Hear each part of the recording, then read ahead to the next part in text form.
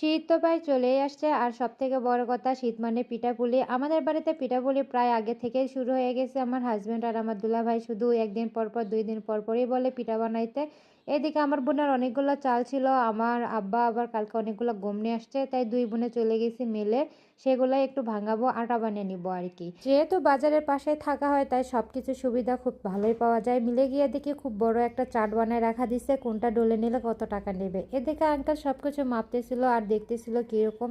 তারপরে আমাদের একটা ফ্যান দিয়ে দিল, আমরা সেখানে বসে আছি। আগেকার মানুষজন চাল ডাল মিলে কমই ডলতো, কারণ আগেকার মানুষজন ঢেঁকি ইউজ করতো। আমরাও প্রায় অনেক সময় ঢেঁকিতে চাল ডাল ডলছি, কিন্তু আমাদের এখন তো শহর অঞ্চলে থাকা পড়ে, যার কারণে আমরা আর ঢেঁকি পাই না এইদিকে আর কি। ঢেঁকিতে আটা ডললে কিন্তু সেই আটার পিঠা করলে অনেক ভালো হয়, খেতে অনেক স্বাদ লাগে। তো যাই হোক, আমরা এখন এই কাঠফাটা রোদে শর্টকাট রাস্তা ধরে বাড়িতে যাচ্ছি। বাড়িতে আসার পর আমার বোনের এনার্জি দেখলে বাঁচি না, সে এই রোদের মধ্যে এখন আটা শুকাইতে দেবে। আমি তো একদমই যেতে যাচ্ছিলাম না। এদিকে পরিবেশটা এত সুন্দর লাগতেছিল, আকাশটাও অনেক সুন্দর। রোদ একটু মেঘের আড়ালে গেছে, তারপর দেখি রোদ উঠলো। বাপ রে বাপ, মনে হচ্ছে আটার দিকে আর তাকানো যাচ্ছে না। আটাগুলো রোদে দিলে কিন্তু অনেক ভালো হয়, কারণ আটাও রোদে দেওয়ার পর ঝরঝরা হয় আর অনেক দিন পর্যন্ত থাকে। আটা কোনো নষ্ট হয় না, কোনো পোকাও ধরে না। যেগুলো আটা নিয়ে সেভাবে রাখা হয় তাহলে কিন্তু অনেক দিন থাকবে না, পোকাও ধরে যাবে।